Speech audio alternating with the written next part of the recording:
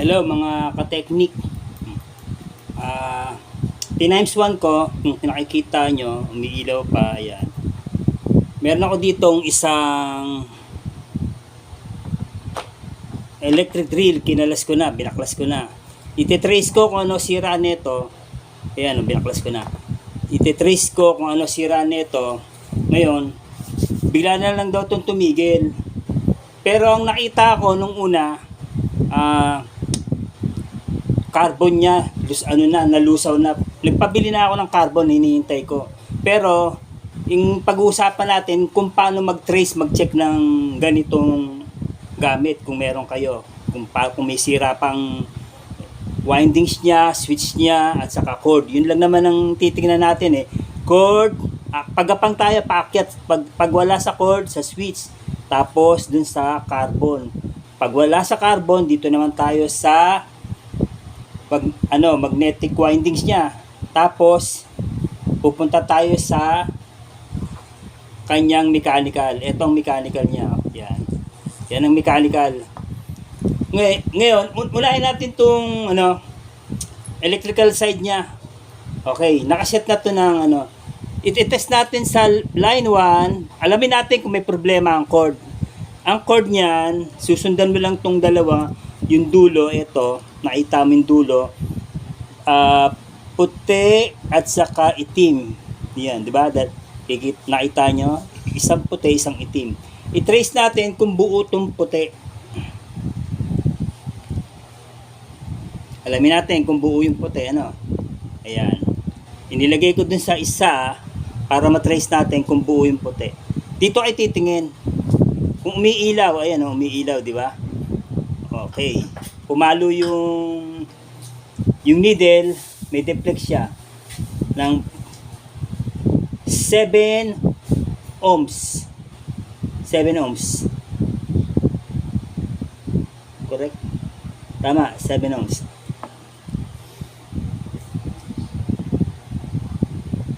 Este 7.5 pala. Sorry. 7.5. Ibig sabihin, naka-times 1 ako.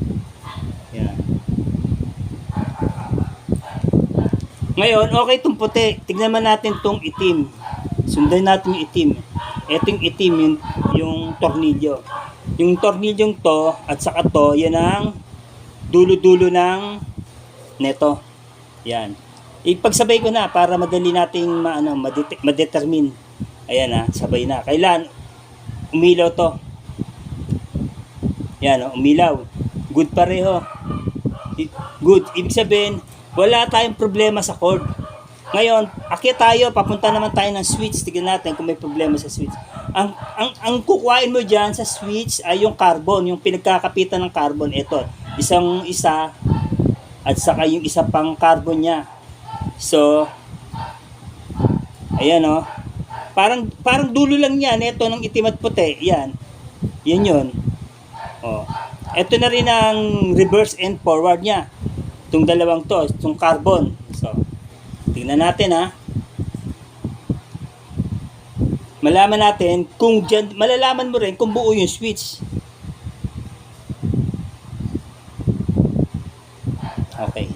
Tingnan natin dito. Wala. So, ipo-forward ko itong ang selector na yan isa-selector na. Dapat wala yan. Kasi na ako reverse. Nandito nga ngayon yan. Ayan Ngayon nawala rito. Ibabalik ta rin ko.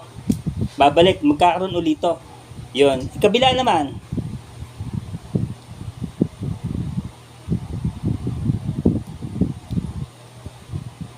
So wala, dapat ito meron. Naglo-lose contact tong niya. Yan. Ito, isa pa to, naglo-lose contact yung reverse forward niya.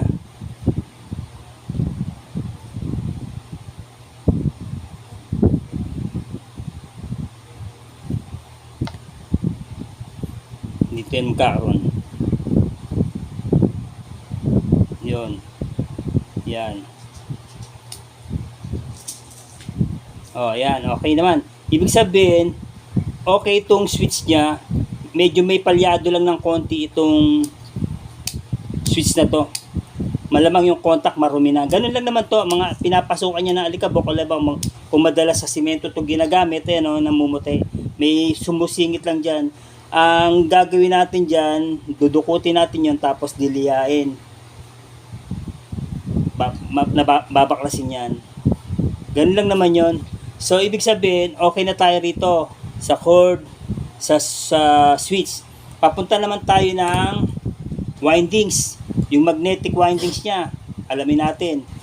Ngayon, itong nakikita nyo to windings, ikot yan, paikot lang yan, oh. May turn yan, halimbawa, 900, 1,000 turn, ganun. Depende sa nagwa-windings sa manufacturing nito, kung ilang windings yan, ilang turn yon. Ang alamin natin dyan, in at saka out. Makikita mong in and out niyan dito sa diagram. Ayun, kasi madilim, hindi nyo makikita dahil itim din yung nakasulat. So, ibig sabihin, in and out yan, hanapin natin. Malamang ito yung in. Kasi andito yung contact connection. Andito. Parang thermal fuse sa loob yan. Dito, yun kung nakikita nyo. Diyan, alamin natin.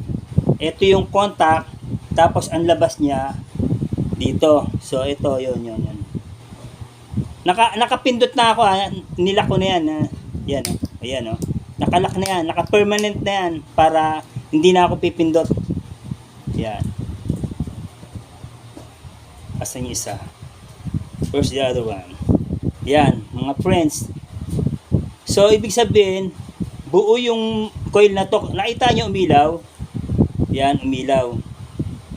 Ibig sabihin, tong windings na to, yan, yung windings na yan, buo yan. Wala tayong problema. Miski dun sa contact niya dito. Yan. Ngayon, dito naman tayo sa isang coil. Dalawang coil kasi yan eh. Hanapin naman natin ang in and out niyan. Ayan. In, itim, tapos itong out. Okay? Sundan natin yan. Ito yung contact. Tapos, susundan mo yung pula. Andito, yung dulo. Hanapin natin. Dahil ito, naka-on na yung switch mo, malalaman natin kung open na tong windings na to. So, ibig sabihin, umiilaw, nakita nyo ba? Umiilaw. Ibig sabihin, good ang windings na to. So, walang problema dito sa motor. Buo tong motor na to. Ang problema talaga nito ay yung carbon niya. Ito. Naubos na, pudpud na. Hindi na malayan siguro ng gumagamit na ubos na.